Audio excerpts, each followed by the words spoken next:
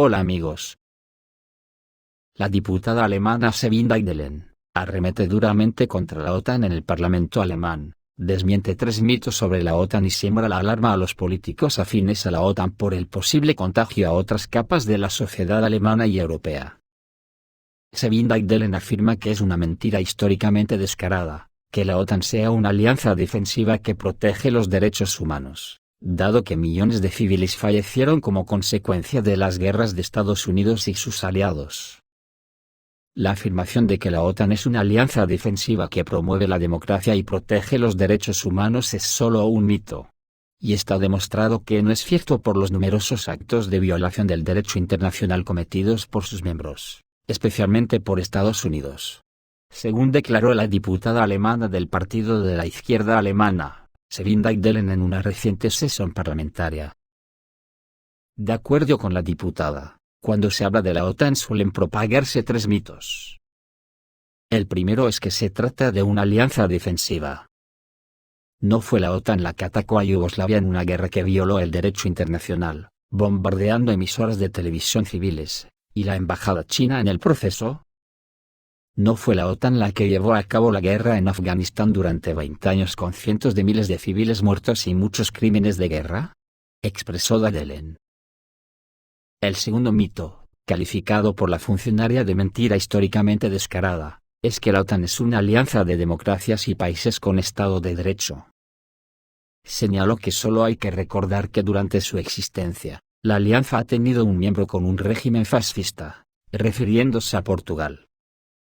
Desde 1932 hasta 1968, el país estuvo bajo la dictadura del primer ministro António de Oliveira Salazar, que llevó brutales guerras coloniales enviando tropas a las colonias portuguesas en África, Angola, Guinea-Bissau y Mozambique. 4,5 millones de personas murieron solo en los últimos 20 años como consecuencia de las guerras de Estados Unidos y sus aliados. ¿Así son la democracia y el Estado de Derecho en Estados Unidos? Según sus palabras, el tercer mito es que la Alianza Atlántica defiende los derechos humanos. Daidelen recordó que el campo de tortura de Guantánamo, el polémico centro de detención en la base naval estadounidense ubicada en la cubana bahía de Guantánamo, sigue funcionando, así como que el fundador de Wikileaks, Julian Assange, podría enfrentar hasta 175 años de prisión por haber hecho públicos las atrocidades cometidas por las tropas estadounidenses en las guerras de Irak y Afganistán. La diputada alemana del Partido de la Izquierda Sabine Daidelen dijo esto en una sesión parlamentaria, el 16 de junio de 2023. La verdad es que quien es miembro de la OTAN participa en una alianza bélica que tiene como objetivo la expansión y pisotea el derecho internacional y los derechos humanos, declaró. Señalando que quien es miembro de la OTAN pierde su soberanía democrática ya que se encuentra bajo el dominio de la hegemonía estadounidense que le impone sus intereses. Añadió que los miembros del bloque militar también sacrifican la seguridad social de su población a través de la política de rearme masivo.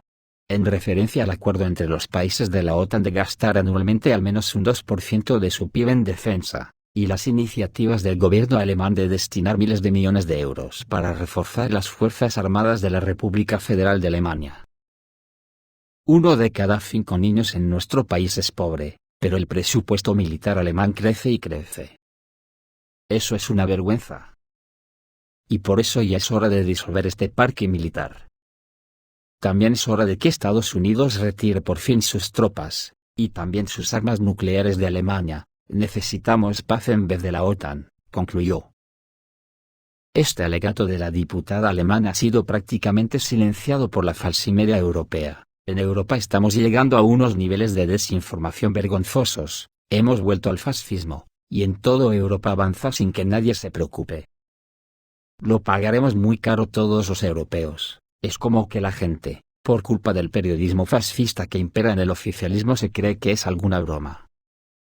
Hace pocos meses el pronunciamiento golpista de unos generales retirados de la facción de la OTAN en España tendría que haber helado la sangre a cualquier persona de bien. Pero nadie se ha preocupado, nadie ha tomado medidas para ilegalizar organizaciones fascistas.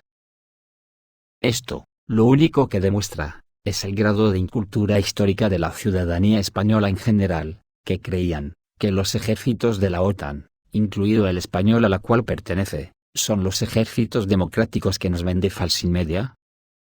Lo que yo creo, es que si está escandalizando algo a la vasalla ciudadanía española, es por la cutrez con que se han expresado, porque tanta incultura como se vierte en esas cartas y chat, de esos generales retirados, avergüenza a cualquiera.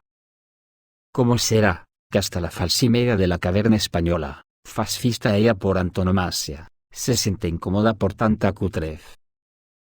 Pero el fascismo que anida en ese estamento, no es, ni más ni menos, que lo que les inculcan históricamente, no nos engañemos, y tampoco cuela eso de que son generales retirados, que no pertenecen al ejército. ¿Qué pasa? Que después de una brillante carrera militar democrática, en cuanto los jubilan se vuelven fascistas. A otro perro con ese hueso. Seamos claros, ningún gobierno de la socialdemocracia española, llamada Partido Socialista Obrero Español que ha gobernado España más de 20 años, ha tenido las suficientes agallas para purgar los estamentos fascistas heredados de la dictadura, como era su obligación, sobre todo el judicial y el militar. Y así nos vemos todavía, aguantando amenazas de fusilamiento de nada menos que de 26 millones de españoles que les sobramos al resto de la España fascista. Por eso digo, que de aquellos polvos de la OTAN y Gladio, llegan estos lodos fascistas de los generales retirados españoles, pero como suelo decir, Falsimedia no va a poder con Internet. No sé de qué se alarman los españoles por esas amenazas fascistas, si no son de hoy, vienen de largo, de muy largo. Y si algunos pensaban que el fascismo es una broma del pasado, mejor que se lo hagan mirar, antes de reírle las gracias patrióticas y cutres a la ultraderecha. En el conjunto de ellos destapamos la verdadera faz del fascismo, y para qué nació, y de cómo la OTAN es una organización militar nacida para luchar contra el marxismo-comunismo, o lo que es lo mismo, para defender a las élites financieras ante el auge del socialismo. En otras palabras, son el brazo armado de la burguesía. Pero claro, según le caen años a la historia, más la desvirtúan los que no quieren que se conozcan sus vergüenzas, y presentan a cada generación nueva, unas siglas y unas organizaciones como algo que haya existido siempre. Como una cosa que está ahí de siempre, por ejemplo la OTAN que dicen que es un bloque militar, como puede haber en cualquier sitio. Que el Banco Mundial y el Fondo Monetario Internacional son hermanitas de la caridad que van repartiendo dinero a las naciones pobres para que levanten cabeza, etc. Pues no amigos, la historia no es esa, la historia es otra muy distinta, y la OTAN, el Banco Mundial, y el Fondo Monetario Internacional, son partes del mismo cuerpo antiobrero, al servicio de la burguesía mundial. Y concretamente la OTAN es su brazo armado. Y todos ellos se activaron a raíz del triunfo de la Revolución Rusa de 1917, siendo su mayor canallada, la Segunda Guerra Mundial, que se hizo contra la Unión Soviética, donde perpetraron el mayor genocidio de la historia reciente al matar a 28 millones de ciudadanos rusos. ¿Pero hemos oído por Occidente hablar mucho del genocidio ruso? ¿A que no? Quieren que en los libros de historia solo figure el genocidio judío. ¿Alguien puede decir que el ruso no fue genocidio porque se pudo defender con su propio ejército? Claro. Y Corea del Norte también se pudo defender, y de hecho se defendió, lo mismo que Vietnam, Irak, Libia, o Japón cuando le lanzaron la bomba atómica, pero por eso no dejaron de ser genocidios perpetrados por naciones que hoy forman la OTAN. Así que hoy, vamos a conocer un poco de esta historia de la OTAN, que aparte de tener un ejército oficialmente, tenía otro oculto en las alcantarillas de la historia, le llamaron Gladio. U Operación Gladio. Por supuesto que siempre lo negaron, hasta que el 2 de agosto de 1990, el entonces presidente de Italia, Giulio Andreotti, reconoció ante el Senado italiano la existencia de una red de ejércitos secretos a lo largo de la Europa occidental. Aquella noticia era terrible al igual que confusa. Terrible debido a que habían existido tropas paramilitares no controladas por el poder civil, confusa porque no se sabía ni cuáles eran los objetivos de estas tropas, ni quiénes la formaban, ni qué acciones habían llevado a cabo. Cada vez se va conociendo un poco más cada día la historia de estos ejércitos secretos de la OTAN, quiénes lo formaron y cuáles fueron sus operaciones y sus objetivos. Para conseguirlo hay que profundizar en el caso italiano por dos razones. En primer lugar, porque fue en Italia en donde se dio a conocer públicamente la existencia de esta estructura secreta, que en el país transalpino fue bautizada como Operación Gladio. Y en segundo lugar, porque fue en este estado en donde la estructura se mostró más activa, viéndose involucrada en atentados operativos de golpes de Estado. Cuando se comienza a investigar sobre los ejércitos secretos de la OTAN, lo primero que se puede observar es la falta de información al respecto, lo que hoy llamamos un vacío informativo. De hecho, solo ha habido un autor que haya tratado el tema en profundidad, fue Daniele Ganser. Por otro lado, es tal el vacío existente que una de las principales fuentes a la hora de trabajar el tema continúa siendo el documental de Alan Frankovich, el cual fue emitido por la BBC londinense en 1992. La principal razón sobre la falta de investigaciones en relación con este proceso, es la opacidad de los estados que se vieron involucrados, cuando todo el asunto salió a la luz. El Parlamento Europeo trató este proceso, llegando a una resolución en la que se condenaba esta estructura en la sombra y se demandaba una investigación por parte de los diferentes estados implicados. Sin embargo, Italia, Bélgica y Suiza fueron los únicos países en llevar a cabo investigaciones parlamentarias sobre la cuestión, mientras los demás países se limitaron a reconocer la existencia del operativo sin dar más detalles. ¿Cuál era la finalidad de esta estructura en la sombra? Muy simple, los ejércitos secretos de la OTAN tenían como objetivo luchar contra el comunismo. En un primer momento, esta amenaza procedería desde el otro lado del telón de acero. Sin embargo, cuando las esferas de influencia en Europa se consolidaron y se comprobó que la Unión Soviética tenía más interés en mantener su esfera de influencia que en expandir la revolución mundial, los objetivos del operativo fueron reconfigurados. Así, el enemigo ya no estaba fuera de las fronteras, sino dentro de ellas. Estos objetivos eran las agrupaciones comunistas, aunque también se incluían entre los enemigos agrupaciones políticas y sociales relacionadas con la izquierda política. Otro elemento importante al tratar la estructura de la OTAN en la sombra, es esclarecer si estuvieron relacionados con actos de terrorismo o no. Es difícil dar una respuesta completa a esta cuestión, ya que mucha información primaria se encuentra aún clasificada o han sido directamente destruidas. No obstante, si se presta atención a las palabras de Vinci Guerra, la estructura, al menos en su rama italiana, sí estuvo involucrada en este tipo de actos. Por lo tanto, además de la bibliográfica al respecto, es muy interesante y necesario saber lo que dice la Wikipedia a la que todos tenemos fácil acceso sobre esta organización, y que dice lo siguiente. Operación Gladio fue una red clandestina secreta que operó en Europa bajo la dirección de la OTAN y la Agencia Central de Inteligencia. Durante la Guerra Fría, esta operación tuvo como objetivo desacreditar y desplazar del panorama político a movimientos disidentes. Según el autor suizo Daniele Ganser, estuvo involucrada en actos terroristas durante los denominados años de plomo italianos de la década de 1970, en medio de la llamada estrategia de tensión.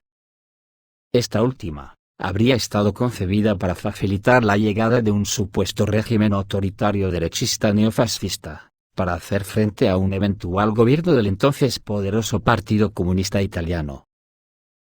El nombre de Gladio se solía aplicar a una serie de organizaciones paramilitares de diversos países, aunque lo más común es su utilización para referirse exclusivamente a los paramilitares italianos. Fue descubierta y expuesta el 24 de octubre de 1990, al final de la Guerra Fría, por Giulio Andreotti, entonces presidente del Consejo de Ministros de Italia. Tanto este país como Bélgica, Suiza y Turquía desarrollaron investigaciones parlamentarias. La trama expuesta fue condenada por el Parlamento Europeo en resolución del 22 de noviembre de 1990.